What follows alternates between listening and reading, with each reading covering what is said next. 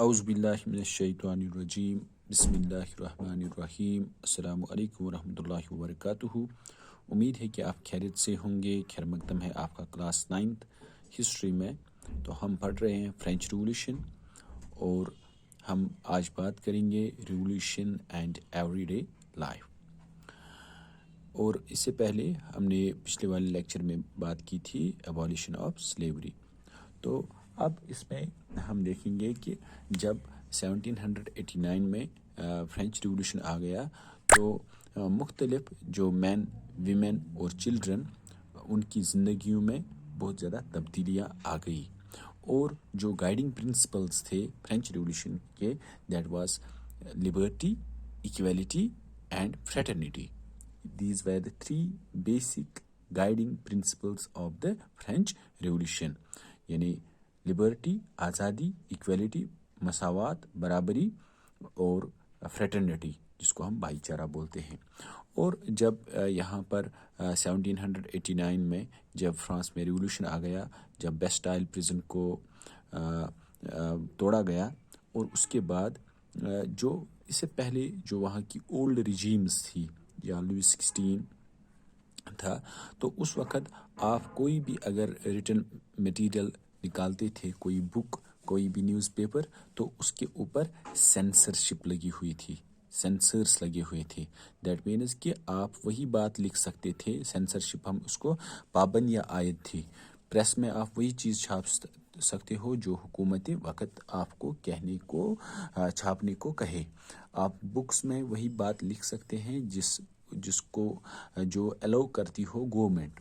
اگر اس طرح سے ہوتا ہے تو اس کو ہم بتاتے ہیں سینسرشپ، پابند یا عائد تھی۔ تو اگر پریس کے اوپر سینسرشپ لگتی ہے تو ہم بولتے ہیں فری پریس نہیں ہے۔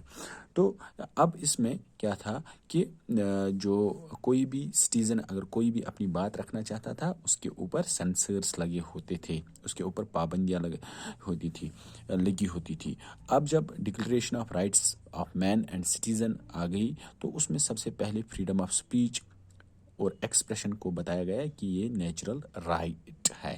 ہاں، یہ قدرتی طور پر یہ ہمارا قدرتی حق حاصل ہے کہ freedom of speech and expression. اور اب newspapers, pamphlets, books, printed pictures ہر طرف ٹاؤنز میں آ گئی، اور نیو آئیڈیاز کیا ہونے لگے، لوگوں کے سامنے پریزنٹ ہونے لگے۔ تو اب وہ اپنی ویوز کو رکھ سکتے تھے، ٹھیک ہے۔ اور ساتھ ہی ساتھ جب فریڈم آف پریس آ گئی کہ آپ اپنی بات رکھ سکتے ہو، ٹھیک ہے۔ اب ڈفرینٹ پلیز، سانگس، ہاں، یا اسی طرح سے فیسٹیو پروسیشنز جو تھے، ان میں لوگ حصہ لیتے تھے۔ اب اس میں کیا ہو گیا کہ وہ نئی آئیڈیاز، پرٹیکولرلی لبرٹی، جسٹس، جتنے بھی وہ پولیٹیکل فلاسفرز تھے، وہ اپنی بات لوگوں کے سامنے رکھ رہے تھے۔ اور آج جب ہم کہیں گے کہ جب ریولیوشن آ گیا تو فریڈم آف سپیچ، ایکسپریشن اور ایکویلٹی کے آئیڈیاز پاپولر ہونے لگے، جسٹس کے آئیڈیاز پاپولر ہونے لگے، اس پر ڈیبیٹس ہونے لگے، ڈسکشنز ہونے لگے۔ تو اس طرح سے کہ ایک ریولیوشن نے ایک آزادی کی سانس لینے لگے وہاں کے فرانس کے لوگ۔ اور اس کا جو کنکلوڈنگ ٹاپک ہے، that is the emergence of Napoleon Bonaparte. Napoleon Bonaparte وہاں کا فرانس کا ڈکٹیٹر تھا، ٹھیک ہے۔ تو 1804 میں وہ نیپولین اپنے آپ کو ایمپیرر آف فرانس یہ گھوشت کرتا ہے کہ وہ وہاں کا بادشاہ بن جاتا ہے۔ اور ساتھ ہی ساتھ وہ جو نیبرنگ یورپین کنٹریز تھے، ان کو وہ کیا کرنے لگا، کرنے لگا۔ اور ساتھ ہی ساتھ وہ چاہتا تھا کہ اپنی ڈائناسٹی کے جو لوگ تھے، ان کی فیملی وہاں پر رول کرے۔ اور اب یہاں پر نیپولین کو ہم اس نام سے بھی جانتے ہیں، اس کو ماڈرنائزر آف یورپ کہتے ہیں۔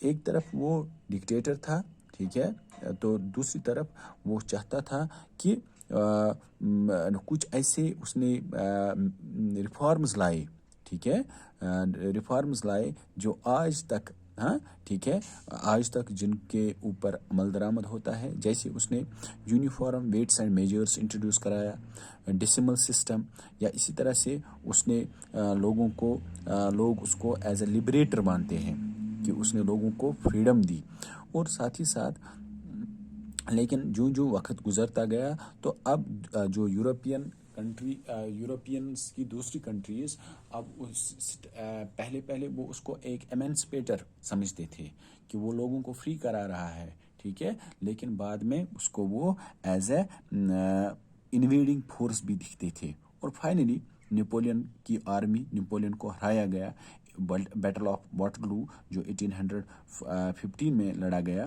تو جس میں اس کی ہار ہو گئی، نیپولین بوناپارٹ ہار جاتا ہے 1815 میں، اور لیکن اس کے بعد لیکن پھر بھی جو اس کے ریولوشنری آئیڈیاز تھے لبرٹی کی یا ماڈرن لاز اس نے لائے وہاں پر، تو وہ ایک لیگیسی اس نے اپنے پیچھے چھوڑی تھی۔ تو اب نیپولین کا عروج بھی ہوا، اس کا زوال بھی آ گیا، تو اس نے کچھ نیپولینک کوڈ بھی انٹروڈیوس کیا، وہ انشاءاللہ آپ 10th میں پڑھیں گے کہ کون کون سے چینجز اس نے فرانس کی اس سوسائٹی میں انٹروڈیوس کرائی، تو جس کو لوگوں نے پسند بھی کیا، اور اس کو ماڈرنائزر آف یورپ بھی بولتے ہیں۔ تو لیکن اس کے علاوہ وہاں پر جو آئیڈیا آف لبرٹی تھا یا ڈیموکریٹک رائٹس کی بات ہم کرتے ہیں، ٹھیک ہے، تو یہ لیگیسی ہے کس کی؟ فرینچ ریولوشن نے دنیا کو آئیڈیا آف لبرٹی دے دیا، جس طرح سے میں نے اس سے پہلے بھی بتایا آپ کو کہ 3 گائیڈنگ پرنسپلز تھے فرینچ ریولوشن کے، ایک تو تھی لبرٹی، ایکویلٹی اینڈ فریٹرنیٹی، تو یہ آئیڈیاز پاپولر ہو گئے، پھر فرانس سے دوسرے جو یورپین ممالک تھے وہاں پر یہ پاپولر ہو گئے، اور دوسرے جو یورپین کنٹریز تھی وہ بھی ان کو کیا فالو کرنے لگے، اور ساتھ ہی ساتھ اس کے بعد جو کالونائزڈ پیپل تھے، ٹھیک ہے، وہ بھی یعنی جس طرح سے ہم افرو ایشین کنٹریز، افریقن اور ایشین کنٹریز جو انڈر فارن آکوپیشن تھی، جو انڈر کالونیل رول تھی، انہوں نے بھی انسپائریشن لی فرینچ ریولوشن سے، اور پرٹیکولرلی اگر ہم انڈیا کی بات کریں گے، یہاں کے ٹیپو سلطان تھے، راجا رام موہن رائے تھے، ٹھیک ہے، تو انہوں نے اس فرانس میں جو ریولوشن آ گیا وہ بھی اس سے انسپائر ہو گئے، وہ بھی لبرٹی، ایکویلٹی اور فریٹرنیٹی کی بات کرنے لگے۔ تو اس طرح سے ہم جب فرینچ ریولوشن کو اوور آل جب ہم دیکھتے ہیں کہ اس نے دنیا میں پہلی مرتبہ لبرٹی، ایکویلٹی اور فریٹرنیٹی کا آئیڈیا دے دیا، اور پھر دوسرے ممالک نے بھی اس کو اڈاپٹ کرنے کی کوشش کی، چاہے وہ یورپین ممالک تھے یا دوسرے ممالک، چاہے وہ کالونیل آکوپیشن کے انڈر جو لوگ تھے، وہ بھی اس فرینچ ریولوشن سے انسپائر ہو گئے، and it was all about the French revolution. Thank you.